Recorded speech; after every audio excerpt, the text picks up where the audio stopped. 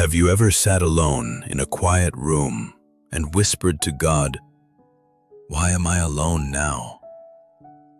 Have you ever watched people, even those you tried to be kind, patient, and loving toward, slowly drift out of your life?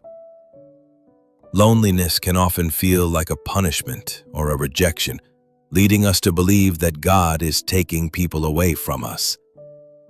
But what if the truth is different? Sometimes God is not taking anything away. Sometimes He is making space. He quiets the world around you to gently prepare your heart for something greater.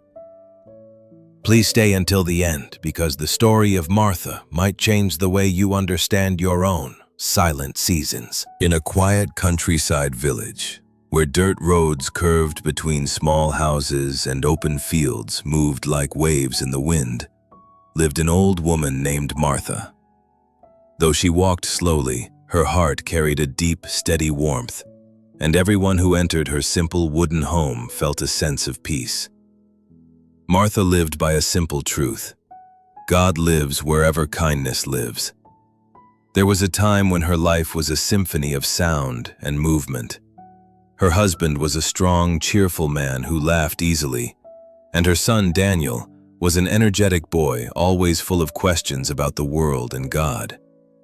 They worked the land together and shared simple meals, and Martha often thanked God for giving her enough, not wealth or luxury, but enough love to feel complete. However, a quiet sickness arrived one winter, and Martha's husband grew weaker each day. She stayed by his side through long nights, holding his hand and whispering prayers she had learned as a child. Sometimes she begged for a miracle. Other times, she simply asked God to stay close. When he passed away, the house suddenly felt too large and too silent. Martha cried alone, asking God why love had to hurt so deeply. Yet, in that grief, something unexpected happened. Alongside the pain, she felt a strange call.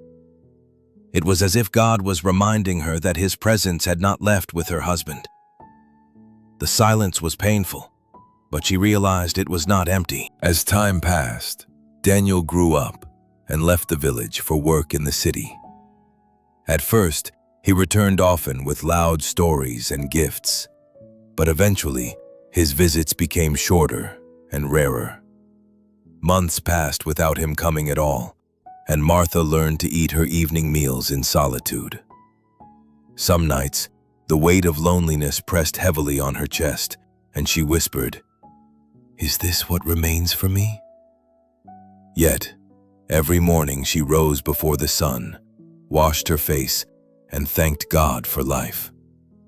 She never asked God to take the loneliness away. She only asked to be useful.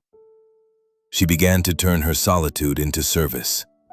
She worked in her garden, where she felt closest to God while touching the soil. She welcomed passing children with bread, fruit, and stories, listening to their small worries because she believed God listens to every heart in the same way. When villagers wondered why she gave so much while living alone, she would smile and say, "Loneliness is not empty when God is present." One summer, Daniel returned from the city, looking tired and restless. Seeing his mother using her limited strength to cook and serve others, he felt uneasy and said, "Mother, why do you work so hard? People will forget you. You should rest." Martha looked at him with soft eyes and replied, "My son, God has not forgotten me, and as long as I can give love, I am not alone." To Daniel, loneliness was a sign of failure, and he believed a full life was measured by noise and company. To Martha, life was measured by quiet service. That evening, when a poor traveler asked for food, Martha welcomed him without hesitation. The man blessed her, saying, "May God return your kindness when your strength is gone." The turning point came when Martha fell very ill and could no longer stand or cook. When the villagers heard, something unexpected happened. People came from every direction. Women brought soup and medicine, children sat by her bed, and men stood outside her house praying quietly. In that moment, Martha realized that none of her kindness had been lost. God had kept it all. When Daniel rushed back and saw the crowd of people caring for his mother, his heart broke open. He sat by her bed and cried, saying, "Mother, you are never alone." Martha whispered her final lesson to him. God never takes love away. He only moves it. After she recovered, Martha moved to the city to live with Daniel. Though the city was loud and crowded, she found her true purpose when Daniel took her to a home for orphaned children. Martha felt tears fill her eyes, knowing God had answered her loneliness once again. She spent her final years cooking, telling stories, and holding children when they cried. They called her Grandma Martha, and her heart felt full in a new way. When she finally passed away peacefully, she was honored by neighbors, workers, and strangers alike. Daniel finally understood that his mother's lonely seasons were never empty. They were guided. If you feel lonely today, remember this: God is not punishing you. He is preparing you.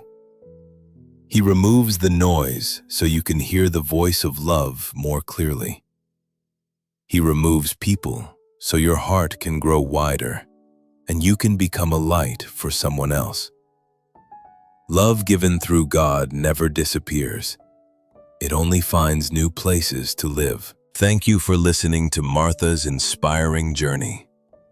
If this story touched your heart and helped you find peace in your own quiet season, please subscribe and turn on notifications so you don't miss our next soul-stirring videos.